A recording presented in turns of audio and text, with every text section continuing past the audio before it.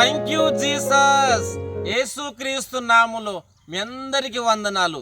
ఈరోజు దేవుడిచ్చిన వాగ్దానము కీర్తనలు 32వ అధ్యాయము 8వ చరణం.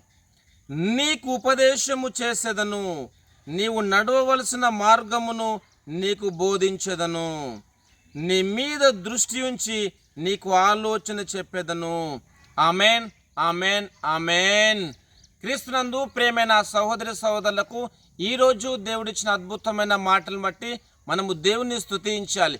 ఇక్కడ దేవుని యొక్క వాక్య భాగంలో చూసినట్లయితే, నీకు ఉపదేశము చేసేదను, నీవు నడవవలసిన మార్గమును నీకు బోధించేదను, నీ మీద దృష్టి ఉంచి నీకు ఆలోచన చెప్పేదను అని దేవుని యొక్క వాక్య భాగం రాయబడినది.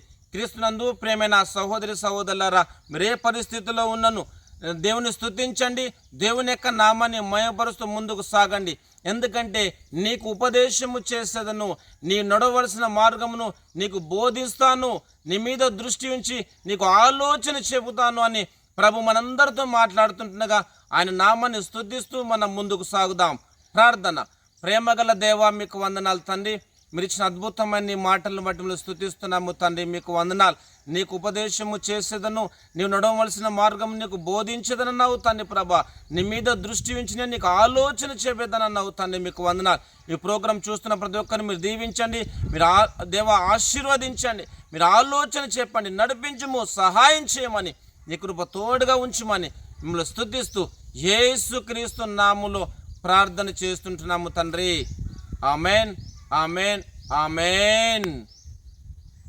Thank you.